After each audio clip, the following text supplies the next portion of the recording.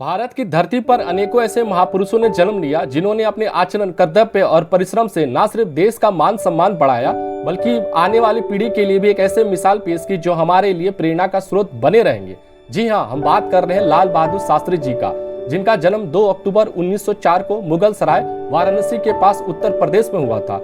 उनकी high school और उच्च शिक्षा काशी विद्यापीठ में हुई थी और यहीं से उनको शास्त्री की उपाधि मिली। स्वतंत्र भारत के दूसरे प्रधानमंत्री लाल बहादुर शास्त्री 16 साल की उम्र में ही असहयोग आंदोलन में हिस्सा लिया तथा स्वतंत्रता आंदोलन में उनके योगदान के साथ ही वे नए भारत के निर्माण में महत्वपूर्ण योगदान दिए।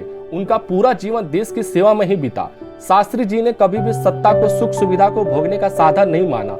1956 में जब वो रेल मंत्री की जिम्मेदारी संभाल रहे थे तब एक रेल दुर्घटना हुई थी जिसमें कई लोग मारे गए थे। इसके लिए वे खुद को जिम्मेदार मानते हुए अपने पद से इस्तीफा दे दिया। वह 9 जून 1964 से 11 जनवरी 1966 तक लगभग 18 महीने तक भारत के प्रधानमंत्री रहे। शास्त्री जी ने प्रधानमंत्री के तौर पर देश की कमान एक ऐसे समय में संभाली थी जब देश कई तरह के समस्याओं से लड़ रहा था, जूझ रहा था।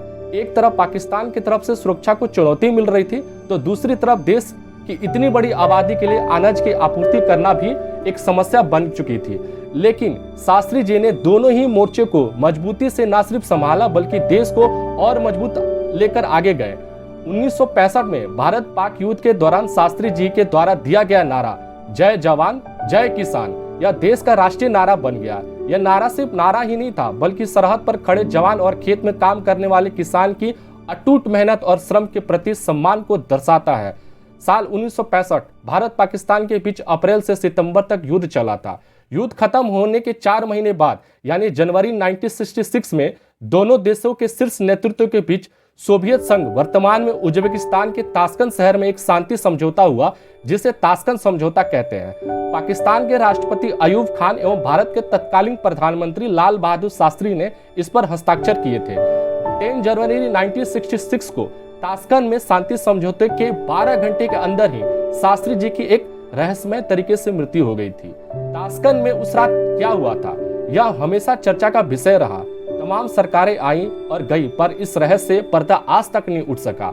दरअसल ताशकंद समझौते में इस बात को रेखांकित किया गया था कि भारत और पाकिस्तान की सेना युद्ध पूर्व नियंत्रण रेखा से पीछे लौट जाएगी। दरअसल ऐसा पहली बार हुआ था जब भारतीय सेना सीमा पार कर पाकिस्तान की सीमा पर पहुंच गई थी।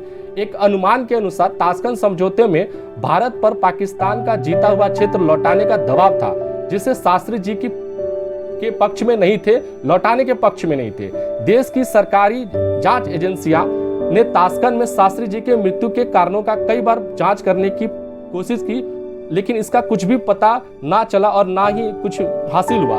शास्त्री जी को सामाजिक और आर्थिक क्षेत्र में उनके उत्कृष्ट योगदान और देशभक्ति के लिए उन्हें वर्ष 1966 में मरणोपरांत भारत रत्न के पुरस्कार से सम्मानित किया गया था। आज शास्त्री जी हमारे बीच नहीं है लेकिन उनके मार्ग आज भी लाखों करोड़ों लोगों की प्रेरणा का स्रोत है।